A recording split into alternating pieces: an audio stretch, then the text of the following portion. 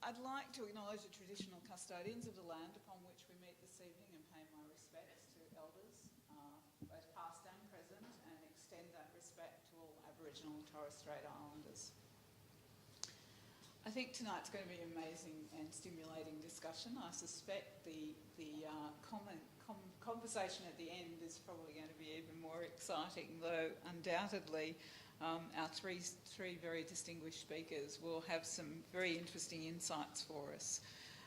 I'm going to introduce them now so that I can leave you in their very capable hands. I'm absolutely convinced they'll manage their time well and provide time for us to have questions and conversation at the end. I'd like to first introduce Anne Coombs, immediately to my left. I'm very grateful that Anne's come to join us here this evening. She's the author of 5 books, founder of the Rural Australians for Refugees, and past board member and chair of Get Up, an independent movement to build a progressive Australia and bring participation back in our democracy, something that I'm sure we all feel quite passionate about. Our second presenter on the far end of the table is the lovely Janine Walker. Janine, I met in her capacity as Director of HR at Griffith, but now she's working more than she was, I think, when she was at Griffith, even though she's supposed to be semi-retired, in the higher ed and health sector, particularly in HR and recruitment. But some of you may have heard her on the ABC. She's been a broadcaster and a columnist, was 6 years on the board of the ABC and an adjunct professor still in our Griffith Business School. But as she noted to me earlier, what's not in her standard bio is that she has run for Parliament twice, glutton for punishment, and has been a member of both state and federal executive of the ALP. And our final presenter of the evening, in the middle, is Professor Anne Tiernan. Anne's Professor in the School of Government and International Relations here at Griffith, but at the moment is spending half her time with the Public Service Commission with a fantastic title, Assistant Commissioner Collaboration, and is having lots of fun, I think, doing that. She's a political scientist who's worked in careers in government, both Commonwealth and Queensland, and in teaching and consultancy. She's respected for her independent professional and research-informed analysis and commentary on national politics, public administration and public policy, and you may well have heard her on the ABC radio as well. So, fantastic panel, I'm sure some stimulating conversation and some great thoughts. Over to the panel.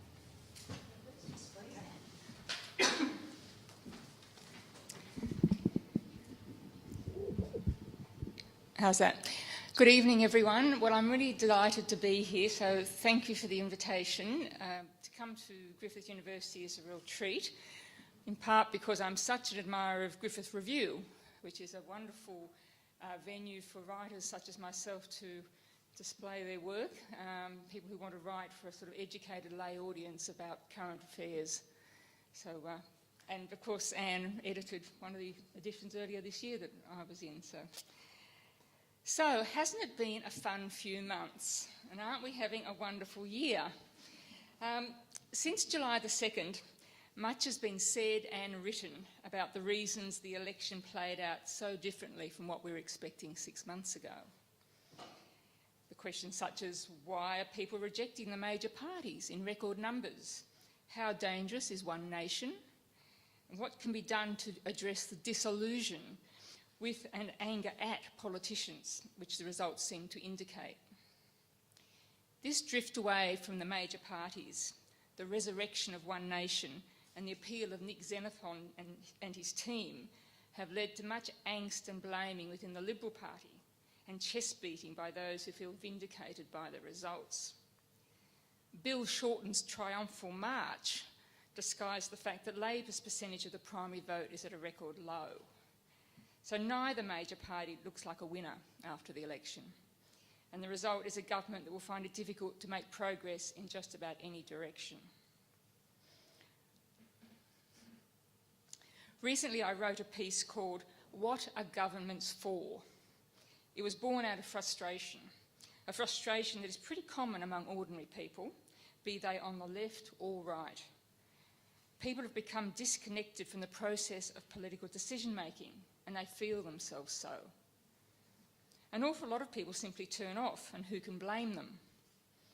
Democracy doesn't seem to be working the way it should. People don't actually feel represented by their representatives. There's a sense, often justified, that MPs' allegiance is to party bosses, financial backers, and particularly to industry lobby groups, and not to the people who elected them. We expect a lot of government. They are always in our faces and they take a lot of our money. So we expect them to get stuff done. We invest them with more power than they actually have. They used to have more power, of course. The federal government used to set interest rates and the exchange rate and used to protect our industries from overseas competition. It once had these powers and it gave them away. There were very good reasons for that. And economists will tell you how our economy is stronger as a result. But ordinary people don't always see that or feel that. What they see is a government that has taken the power that they have given it and has handed that power over to corporate interests. There's unease about the level of investment by Chinese companies, for example. It seems to me that there's been really very little real discussion about our relationship with China. People on the right won't do it because, well, you can't argue with foreign investment. And people on the left won't do it because they're afraid of appearing racist or xenophobic. In fact, there's little discussion about Australia's strategic interests, about our place in the world. Maybe we could get away with that in earlier times when our major trading partners and our allies were one and the same. But I do digress. To get back to our situation, the political and economic elite keep telling people that they are really better off, that their living standards are higher than ever, but a lot of people just don't see it that way. They're uneasy. And hitting them over the heads and saying, it's the economy, stupid, isn't going to make that disquiet go away. It is little wonder then that some people are attracted to iconoclasts like Pauline Hanson or Donald Trump. They say outrageous things. And there's a kind of freedom in that, in knowing that someone is bucking the system. Many of us are attracted to larrikins. Even I have to admit to an occasional secret, guilty affection for Bob Catter. They often seem to actually believe what they are saying, which gives them a kind of weird authenticity that's refreshing. And clearly here I'm not speaking about the likes of Malcolm Roberts, who has taken truth-defying to a new level. It doesn't mean that you want them to run the government or even believe they could really do it, but their appeal is that they don't play the usual rules of the political class. Giving supporters to nutters is not just a protest vote. I prefer to see it as both a cry for help and a sign that something isn't working. If we want our democracy to work, we have to give people a chance to contribute in a constructive and meaningful way. They have to be engaged, not alienated. There are structural mechanisms that might help.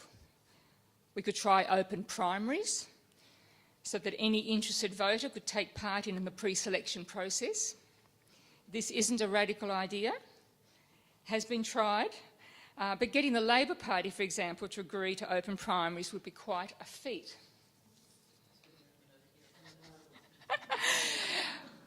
Close your ears about this next bit, Janine. What happened to the party of working people? The party where people rolled up once a month to their local hall and had their say, played their part in the political process. It has shrunk to meaninglessness, swallowed by factional union bosses. Our two-party system has served us pretty well for a long time, but is not looking too chipper now.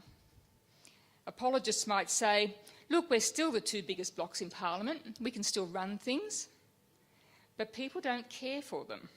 They support them, one or the other, but out of habit and lack of a viable alternative. And the Parliament itself has become so adversarial that little real policy discussion can take place there. Instead, policy work is done in committees behind closed doors, even further removed from the public. If you want proof that there is hunger to be involved, look no further than GetUp. With over 1 million supporters, GetUp dwarfs all the political parties combined. Over 40,000 people donated their time and or money to GetUp during the election campaign. And on the right, people are getting out to Hanson rallies or out for Trump. People want to have their say, whichever side of the political spectrum they're from. And our system needs to give them a chance to do that. To make democracy work, we need to close the gap between the body politic and the public. Plato believed that the ideal size of a polis was 5,000 households. Small, so people could make a genuine contribution to shaping their society. The closest thing to this that we have is local government. And I see in New South Wales, the Labor Party is making councillors take ethics training to remind them, perhaps, why they have been elected. To promote the idea of public service in people who stand for public office. Finally, our immediate future. The composition of the new Senate will not make governing easy for the coalition. Lone voices will be heard. This idea provokes terror and outrage among some in the political class. But instead of seeing the Senate as a problem, it has recently been suggested that maybe it could be a model. That if the House of Reps had proportional voting, we might see a more diverse range of people. That if neither major party could dominate, it might lead to more consultation and better decision-making, and to minor parties who actually have some skin in the game. Terrifying thought, but hey, maybe that's a better form of democracy. Thank you.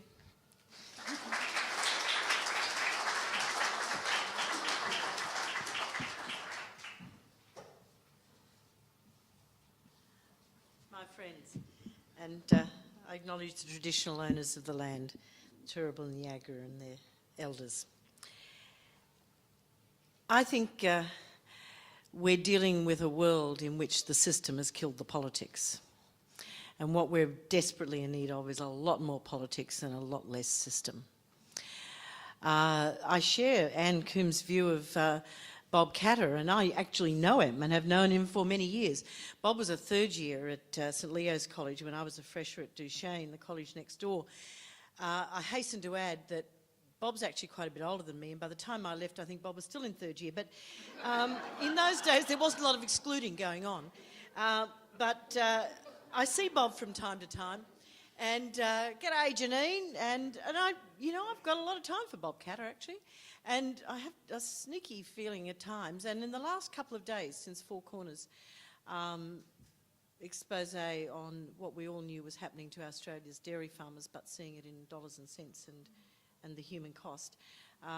The voice of people like Barnaby Joyce are not to be ignored either. You see, I'm actually a true Queenslander, and if it's not Labor, I'd rather have the old Nats, thank you very much, where at least you knew where you stood. But to return to my proposition, it's like the New South Wales Labor Party doing ethics training. I mean, it's fabulous, isn't it? New South Wales councils are where the Labor Party train the heirs and successors of the Rum Corps, so let's not get too fussy about it.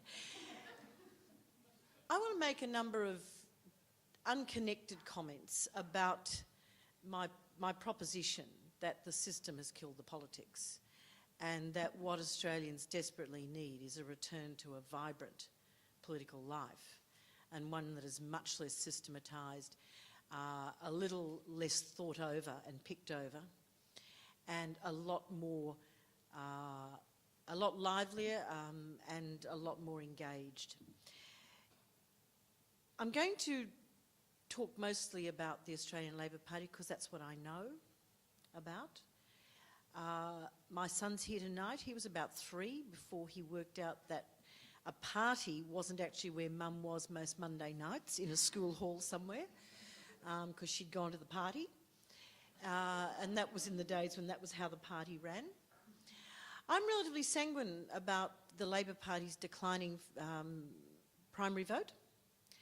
And in fact, I think it's extremely healthy that parties of dissent, and particularly of the left in my particular political view, are rising, vibrant, and giving the Labor Party a lot of grief. I think that's fine, and I think the Labor Party ought to feel it's fine. Some things of some of the great achievements. Friends of mine who are here and who've talked to me from time to time will have heard me say this before. You know, in the seeds of your success are actually the origins of your downfall. And a great difficulty for the Australian Labor Party has actually been generated by some of the things that it did in order to do very well. Let me unpack that for you. I don't think there's any doubt in this country that the great reforms that have generated what economic and civil prosperity we have were very much the products of the Hawke and Keating governments and the great economic reforms of that time. In order to deliver those economic reforms, there were a number of things that went on in the broader labour movement in this country to make those reforms possible. And within those changes lie the seeds of some, I think, of the really quite desperate situation that we have in that part of the body politic. There's not time and it's not the place for an in-depth analysis of this, and I talk, I don't write, so someone else will have to write this. But in order to reform the economy of this country, it was important for the Hawke-Keating government, which was what the Hawke government was, to bring the trade union movement into the project of economic reform. As you will recall, Bill Kelty headed the Australian trade union movement, and he worked with the Hawke-Keating government to deliver the trade union movement to the project of economic reform. Wage restraint, the Great Contract, the introduction of enterprise bargaining, driving wage fixation to the enterprise level. These were great achievements. But in order to do that, the Australian trade union movement, and this is just one example I'm offering, I'm not suggesting this is the cause of all our worries, but it's a sketch of part of what's contributed, I think, to the disillusionment of today. The Australian trade union movement was fundamentally changed. It was corporatised. Union amalgamations occurred everywhere in the 80s. Bill Kelty stumped up and down the countryside, lecturing and hectoring union officials such as myself and our members about the importance of us becoming big unions, because then we could participate politically and we could achieve for our members politically what we would never achieve on the job. And we were urged to do so. Legislation was passed to enable those amalgamations to take place. Now, there was lots of politics in that. For example, when ballots are undertaken in unions to amalgamate, under the legislation that the Hawke-Keating and indeed Kelty government passed, the yes case for amalgamation went out with the ballot papers, but no case was permitted. There you go. And in fact, you could actually send out your own no case, and there was a small group of union officials in Queensland who attempted to do that in one particular amalgamation ballot, and I was the one on the receiving end of a phone call from Bill Kelty, which left me in no doubt about what a really dreadful human being I probably was, and that I was standing in the way of Australia actually becoming a country of prosperity. I don't think that was quite right, but anyway. The corporatisation of the trade union movement was delivered, and it was a bloody and dreadful process. And we now have a small number of very large unions. Let me suggest to you, let me cut to the end point and tell you where that has taken us. CFMEU gets a lot of political attention, lots of attention in politics. I don't know why people just don't go and get the cops. You know, I mean, if there's criminal activity, go and get the police. I mean, if it's a bit complicated, give the police some extra money, get a task force, deal with it. The real corruption and the real failures of the Australian trade union movement were illustrated by the 7/11 matter. And for anyone committed to the rights of workers to be protected by collective action, I don't know how. Well, I didn't watch that program sitting down. I stood and paced with a whiskey in my hand. It was a shame and a disgrace. The largest, most politically powerful union in this country is the retail union, the SDA. The largest and most powerful union in this country. Closed shop agreements with major retailers. Shop at Aldi. They don't have a closed shop agreement with the SDA. But The big two, monopoly, does. They do. It's hard to decide whether it's a plural or singular. Every person who works in Coles Woolworths operations is a member of the SDA. And the whole machinery of that, superannuation funds, all of that, time does not permit to go into it, but there is, I think, some matters there that we shouldn't be satisfied with. But what happened was that in a very significant retail operation in this country, people who are guests in our country, people who are actually customers of our biggest non-extractive export industry, education, were treated so savagely. I did some sessional lecturing in one of Griffith's programs. I used to go to my local 7-Eleven and see some of my students. I had no idea this was happening. But I did take the opportunity to say to one of the SDA senators, because what you've got to know is that the SDA has a senator in every state. This is a union whose power is political, not industrial. And I did say to one of the SDA senators, who happens to actually live near me, so I see him at the local cafe, I said, how come you didn't know about this? He said, oh, well, you know what it's like, Janine, you hear about these things, but, you know, it's cultural, they don't talk to you. Why wouldn't you hire a culturally appropriate organiser and get them to go and sit outside those stores for a few days? I mean, union organising 101, go and sit in the lunchroom, have a chat, do it again, go next week. Eventually you hear things, you'd know. A community activist pulled that thing apart in about 3 weeks. The richest and most powerful union in this country sort of heard about it but did nothing. Now, one of the reasons, of course, that you hear very little commentary on the ineffectiveness of large and corporatised unions is because the criticism of Conservative parties of that model is withheld because it suits their constituency as well. There is a very interesting circle of influence and a system of management which excludes people and excludes politics and it excludes lively debate and difference. I offer you that simply as a sketch of what, in my view, is too much system and not enough politics. God bless Get Up, may it rage. The Greens, wonderfully off the planet at times, but may they rage on. I don't think that the decline in the Australian Labor Party's primary vote by the actions of parties of, generally progressive views is the slightest thing to worry about. In fact, those who are interested in a healthy political environment should be pleased to hear it. The other quick mention I'd give is to those who would seek to reform government. I was a union official in Queensland at the election of the Goss government. After 30-odd years of our mates in the National Party, we got the Goss government, who set about reformation in Queensland with a great zeal. And one of the areas they were very keen to, one of the great Bibles of the Goss government's reform was a wonderful book, which I think is actually, look, if you haven't read it, by 2016, it's actually a comedy piece. It's a marvellous book called Osborne and Gabler, Steer Don't Row. Anyone ever heard of it? I ended up with about 5 copies because every time I had a discussion with some senior bureaucrat about why I thought it was rubbish, they'd send me a copy and tell me to read it, and I was accumulating them on my bookshelf. But, this was about encouraging competition, don't have monopolies. Well, TAFE was a great, example of where you had to get in there and break up that monopoly that TAFE have over training and get some competition going. Well, I don't know how that's working for you, but at a time of economic adjustment, our skills training system is in ashes at our feet. We should be driven by missions, not rules, so that should accommodate the Rum Corps in New South Wales. And governments, this is one of the great tenets of Osborne and Gabler, governments should concentrate on earning money rather than spending it. I have no idea what that means. But some people, I think, tried it. It's a fabulous book. It's a fabulous read about, what you shouldn't do. I'll just wind this up. That's a very eclectic collection of the things that I think. But I think it comes down to this proposition. We've got far too many systems. The parties are riddled with it.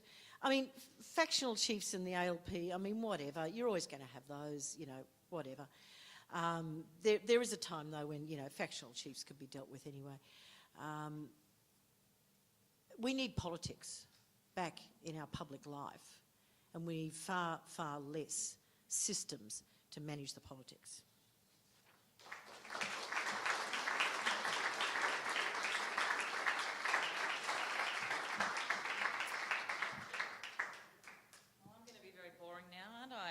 academic. Thanks a lot.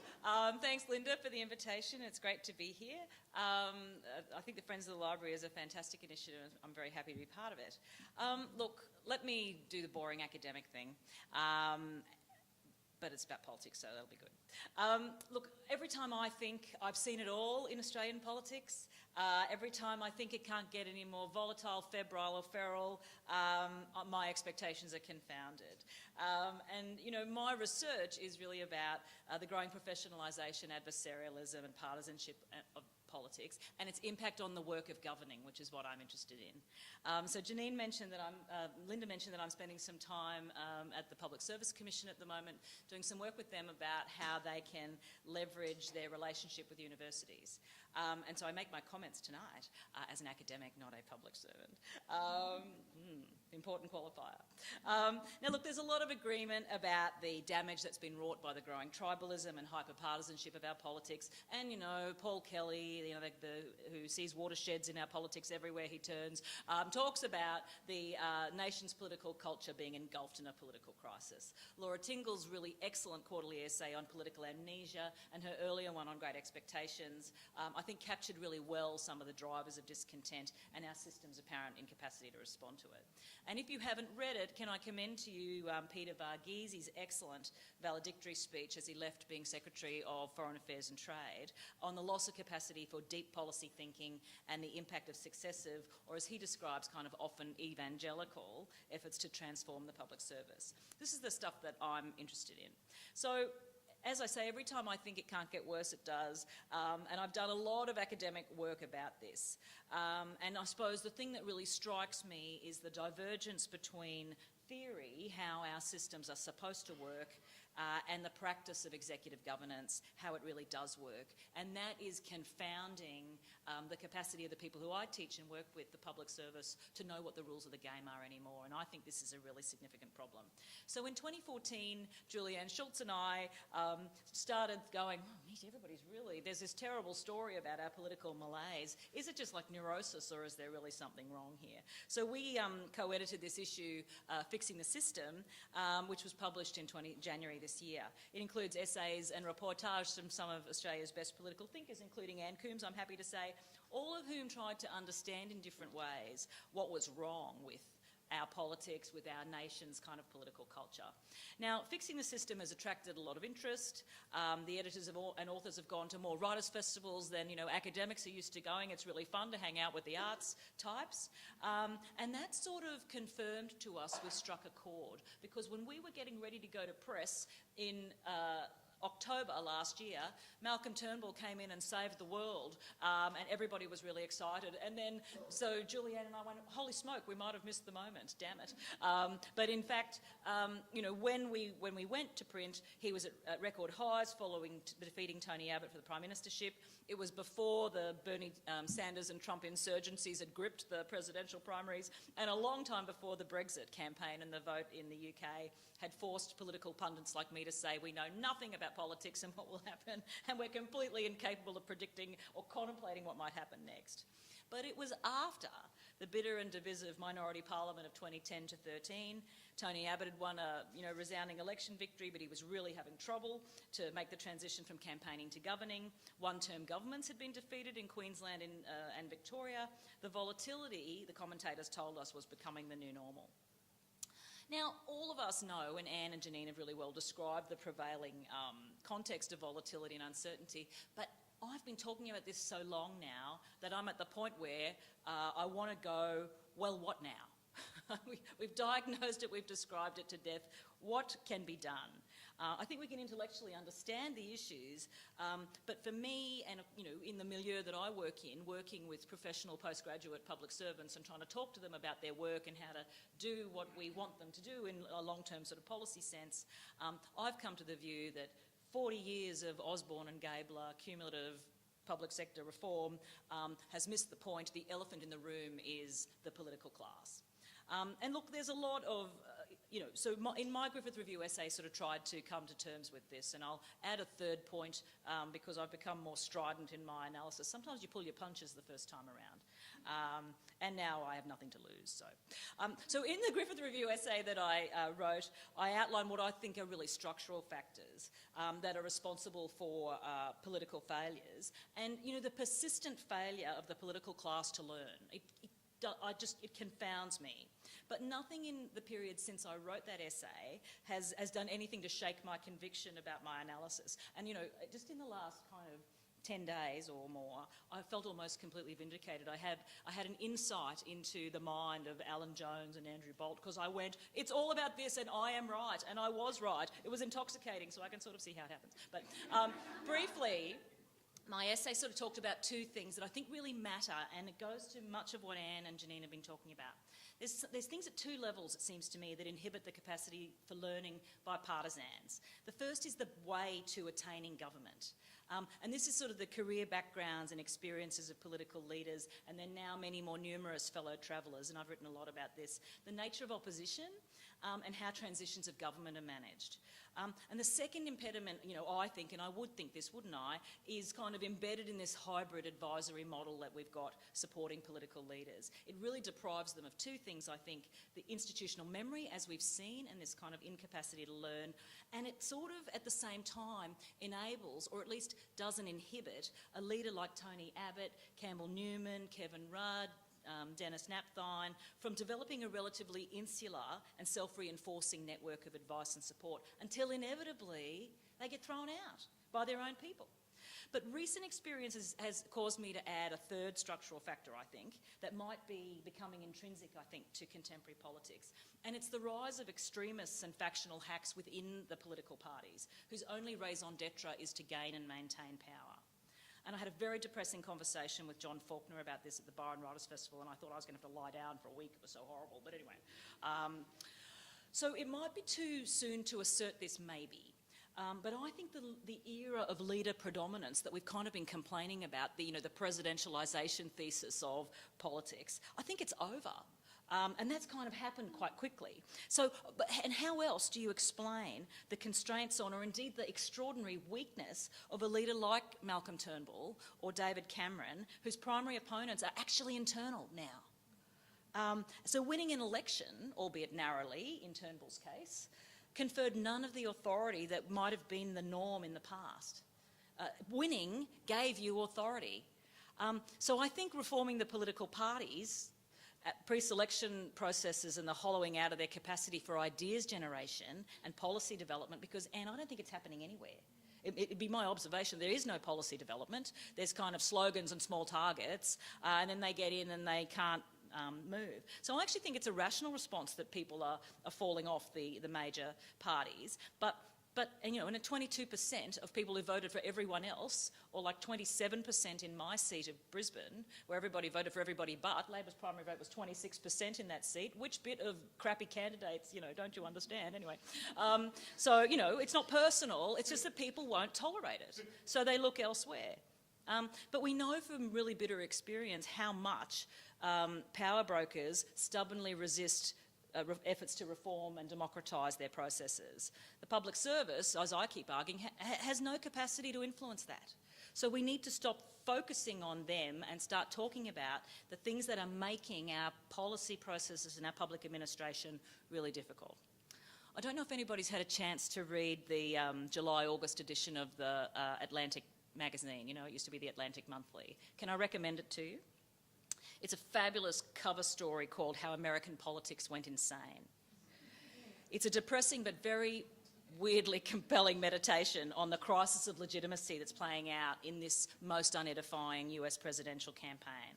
There's a fantastic quote in it that I'm looking at Linda O'Brien, I don't have time to read, but I'll share it with you later. And it's kind of about this idea, I'll just let me read the first bit. In their various ways, Trump, Cruz and Sanders are demonstrating a new principle. The political parties no longer have either intelligible boundaries or enforceable norms, and as a result, renegade political behaviour pays. Sound familiar? Is there a senator from South Australia who's coming into your mind? Or Tasmania, just saying. And then he goes on to say, Trump, however, didn't cause the chaos. The chaos caused Trump. And what we are seeing is not a temporary spasm of chaos, but a chaos syndrome. And I think, you know, he goes on, and I'm just paraphrasing now, the system atomises, chaos becomes the new normal, both in campaigns and then in government itself. And so, like so many disorders, Raunch argues, chaos syndrome is self-reinforcing.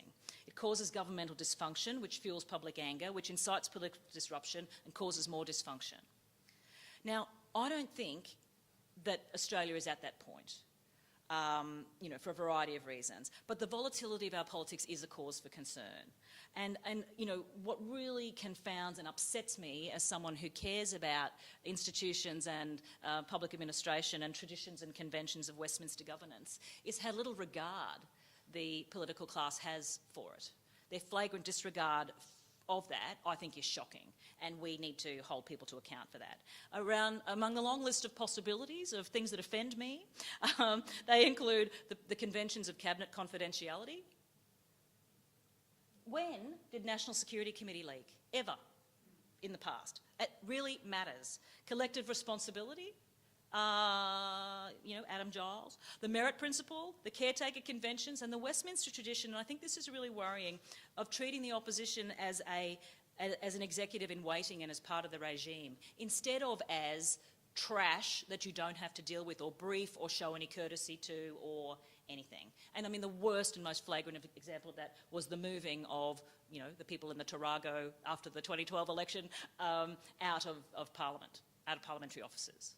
You know, so is it willful or ignorant? It's hard to say, but I've got a few theories, but I associate it with the rise of career politics, the demise of the parliamentary apprenticeship, and the more distant relationship between the political professionals and career officials who people assume are available to support them. I've written in my Griffith Review essay about the resort to the outsider, who actually doesn't know and or care about the rules of the game. And in fact, the parties don't care whether they know or care about the rules of the game because they're only there to get you to win. And then you throw them over.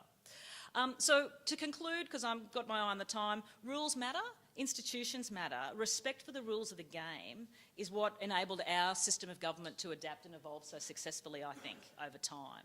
And so I think this inexorable diminution of respect for those rules accounts for some of the anxieties of Australian democracy that we're seeing playing out in recent results.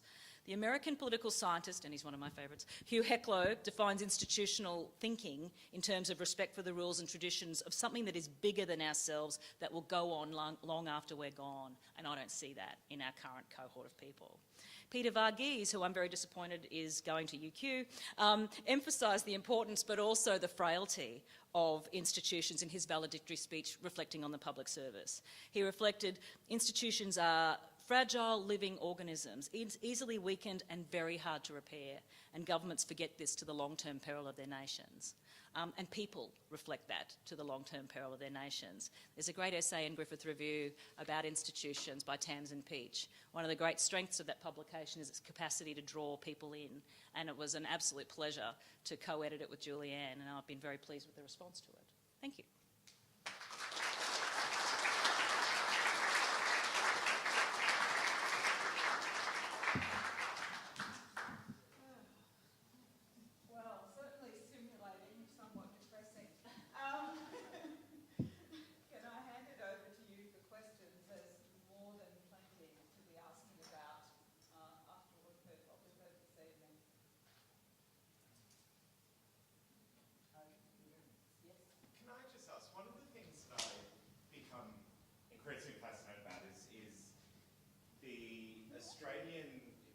Australian political analysis is sort of discourse about Trump and Sanders, yet so rarely do you hear about, you know, Corbyn or Theresa May in systems which I'm a member of British Labour as well as Australian Labour, and was there for the fight that brought Ed Miliband to the fore, which was very much a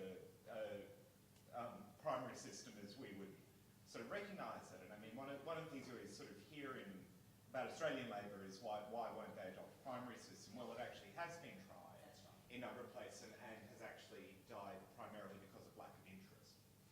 People actually just don't turn up for them, whereas in the UK that is very much not the case. Mitigated within the party, you know, you've got a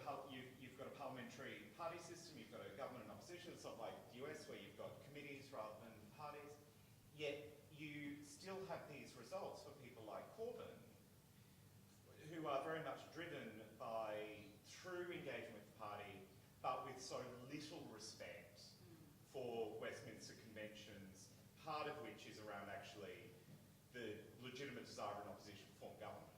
That, amongst his supporters, that is actually considered almost kind of tantamount to treason, that you would ever think that you'd have a political party that served one function, that served amongst many functions the formation of government. It seems unlikely, doesn't it, Sam? Exactly. Regardless of what you think of the policy views, that whatsoever the polls show, people have made up their mind, it's not happening. How do you reconcile that? I mean, you hear so often the answer to politics is more popular involvement, when, you know, political parties are entitled to a level of self-interest. When you kind of throw it open, you do risk these quite disastrous results. How do you reconcile that? Like, how do you actually shape people's engagement with parties in such a way that actually respects parties as a fundamental part of our democracy, while at the same time showing what we would all think would be a healthy respect for winning, but also alternative views within the organisation? I don't know. It's one of the things about sort of the call for more civic engagement I can never quite reconcile. But what happens when you do that, and you actually tend to get Trump on one end and Corbyn on the other, two equally loony, electable people. I think parties need to earn the respect, and if there's a flood of people to Corbyn, it's because they're disappointed in what they've been given. And it may not be because they want to be disloyal to the Labor Party. It may have more to do with the fact that the kind of system that the Labor Party's been supporting isn't fitting their needs anymore.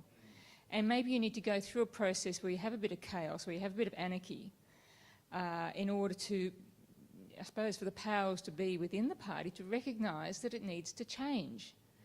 And in terms of primaries not working because people don't turn up, of course people aren't going to turn up straight away. It's a completely new thing. These things take a while for people to even to register that they're happening or that they can turn up. So I don't think they should be thrown out just because it doesn't work the first few times. It is a pretty radical insurgency, though, she says, you know, feeling good about her argument. The whole Corbyn and Trump phenomenon. Like, you know, Pat Weller and I had an argument about this the other day. Could this happen in Australia? You know, why has Donald Trump not emerged in Australia? Well, no one in this country would get away with hair like that. I mean, you know, let's put that to one side. There's be an object of ridicule. But although, our structures are different. So you couldn't have someone come in and take it over kind of in the same way. One of the discussions that, you know, and Pat was saying it was structural, I was saying, yeah, I see structural, but I think it's cultural too. Because those ideologues and populists like, Palmer, you see, I'd nearly forgotten he was so gone from the political stage, and Hanson, I was just thinking about hair too, was, you know, they rise and then they don't stay. And they've struggled to then make the adjustment to be part of kind of the arrangements, I think. And, you know, we've seen Hanson before here. You've got to have a long view. You know, the 98 kind of phenomenon, you know, she wasn't re-elected. So I think, you know, there are structural things, but I think there are cultural things. You know, John Faulkner was saying at Byron the other day, you know, howled down by much of the audience, that he thought that the two-party system had actually given us a lot of stability, but that they will not reform. You know, that he did the review of the 2010 election results, large parts of it not made public, not adopting the recommendations, and really trying to break the power of, you know, 5 or 6 factional warlords who, I don't know, Janine, they're taking a long time to go. And they don't look... They're not going. You know, well, you said they can be dealt with in their own way. But dealing with them is not getting rid of them. I didn't mean get rid of them. You manage it. But John Faulkner says that publicly for public consumption. He doesn't believe they'll go either. No, he doesn't believe they go, and that's why, you know, he thinks maybe it's not primaries, but unless the party reforms, it is doomed to irrelevance, and he was very clear to point out how low the primary vote is. My argument is, and we know this from the Victorian election, they did a 180-page report. I've got the PDF if anybody wants it, because they've probably taken it down off the internet. wherein they looked at all of the ways in which they needed to reform themselves. This is the lowest representation of women in the federal parliament since 1983. So they're not diverse, they're not representative, they're not interesting. They've got a patronage system that is enabled by professionalisation. And that's just made people who look nothing like the people who are alienated, they just, no wonder people are peeling off. I don't think I answered your question. Okay, it was an interesting answer. And an interesting question. Other people? Yeah, Paul. Thank you all three of you, for excellent contributions. Anne Tiernan, I wonder if you have any optimism in the capacity of the public service to service a Trump-like leader in Australia in the future. I mean, if we ended up with somebody... Do I have optimism about like, that? Well, do you have any faith in the capacity of the public service to remain true to the obligation to serve, but perhaps to, at the same time, to temper what we might expect would be some rather crazy excesses? Or how would you see the relationship between a Trump-like character and a public service, either at state or federal level? I'm going to think about the federal level, because you could make an argument about some of the, colourful people we've had as premiers of Queensland, and I'm just going to let that go past, who kind of aren't Trump-like, but, so people, would be my observation, people try very hard. And even if we take Kevin Rudd as not, in any way a Trump-like character, but if what is reported in the killing season, and I have no reason to doubt it, is true, and of course we were doing research about that. If the extreme behaviour of the extreme personality, and there's nothing to inhibit it, as we have seen, the public service was tying itself in knots trying to service that. In the same way as they tried to not so well understand Gough Whitlam and his administration, in the same way as they tried to work for Malcolm Fraser, even though he rang them on Christmas Day and stuff, and, hassle them. I think what's really difficult, though, is they also were trying really hard to work for Tony Abbott, but Tony Abbott wouldn't let them in, and Kevin Rudd wouldn't let them in. And this is the point I was trying to make about self-reinforcing court politics networks, that actually that, as much as anything else, as the extreme personality, is what inhibits the capacity of a professional public service to know what the rules of the game are anymore. So when you go to international conferences and you talk about these things, it's like the time when the Prime Minister wouldn't meet with the head of Prime Minister and Cabinet for 4 months. And then some little hand will go up down the back and in question they go, for a moment there I thought you said that for 4 months the Prime Minister wouldn't meet with the head of the department. Did I mishear you? No. It's in the killing season. It's in, Nikki Sava's book. So these are, there's nothing to inhibit that, Paul. So it's very hard for people to know how to act professionally when the convention, the tradition, the way we've understood things are supposed to work doesn't work. And then here's what I worry about. If people are socialised that's like how we do things now, then a generation of people who knew it when it was different are gone. And this is why the institutional thing really worries me. And so I'm very concerned, she says, about the kind of the weak, what I'd call the shaky foundations, professional foundations and normative foundations of large parts of the public service in Australia now because of just the period of madness that we've had. Well, I think one of the difficulties that we've suffered has been the zealously reforming governments who have seen public service reform, whatever that might mean, and I'm not sure that that's ever been clearly spelled out by any of them according to their own lights. But there's been some wholesale vengeance wrecking gone on around public services in this country. And Queensland was a great killing field in the wake of the election of the Goss government, and again and again. And I think after a period of time and some reflection, I think even those at the heart of that process would say that a large factor in the Goss government losing office was its behaviour towards the public service, and Campbell Newman was a slow learner. But one of the things one of the consequences of that is actually the degradation of the public service. And from time to time, just my own observation and interactions with the public service is that there's actually some really low quality stuff around. Now, I don't know whether it's about fear of... no, not coming out of ours. But I don't know whether it's fear of offending the political master, or whether, in fact, the bright people have gone. I suspect that a significant number of bright people don't seek jobs that are too close to the flame. But whatever it is, I mean, you know, when you go to a seriously well-organised public sector project, I was there in my capacity on the board of a community organisation, and senior public servants seriously put up PowerPoints about the Torres Strait and spell it S-T-R-A-I-G-H-T, you do want to go home. And you really worry that they might advise someone, in which case, if I was the Premier, I'd bring my own advisor too. Indeed. No?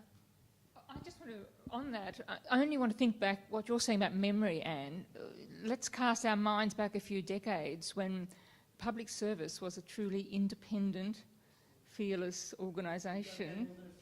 Exactly. Well, how many decades? 3 or 4? You'd have to go back to the 60s. 60s, yeah. And then that had its own problems. It did, but it did mean that people of quality stayed in the public service because they weren't going to be kind of burnt to the same extent. Yeah, I don't think we can go back, and I don't make the case for going back, because you know, actually there's lots of things that the public servants can't do that is political work, and we want staffers doing that work. But we might need to think about the career and professional backgrounds and experience. So there was a time in the 80s when there was a serious debate about whether we should have a politically appointed senior executive service. So, you know, in the US, how the Schedule C, it's called, where, you know, the agency people would come in. And I've really started to wonder, and I wrote a book on Prime Minister's Chiefs of Staff, you know, the one that didn't sell, had no sex in it, believe me. It was, you know, I mean, come on. So that's what it takes. I tell you, it's show business for ugly people. That's why I don't want to think about it. It was really about what is the work of the Prime Minister's Chief of Staff and how do they support it. And I had people who had worked for Prime Ministers from Fraser to Rudd in the sample, and then we talked to, you know, other people afterwards. And, you know, there's no going back. But we may need to think about would that pathway of you know, a politically appointed senior executive service actually be preferable, because at least people would then have had to have risen through the ranks to have some experience to be eligible for those jobs. So unlike many of the people who've come into the roles and actually don't understand government, they'd actually know how to operate the machine. Now, the argument that goes against that is Malcolm Turnbull has made a whole lot of changes to his advisory system that are more traditional. He's got a bureaucratic chief of staff, who's his former departmental secretary. He's got Martin Parkinson, one of the smartest people in government. Oh, he's also in the Griffith Review. You know, as his agency head, and he still can't make it work. Now, that's about, he's got a problem of politics. So, and this goes to my kind of insurgents in the party problem, the enemy within.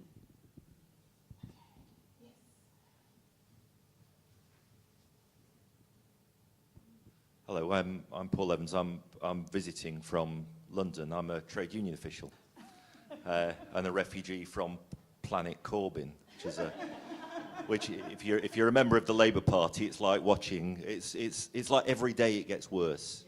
You know, the parties. The split happened last September. It's not. The split isn't in the future. It's happened in last September. But I'd like to pick up what Janine's point, which I thought was very interesting, being a trade union official. And I think often what you're saying here is that democracy is in a mess, we need to fix politics. And that we need more politics.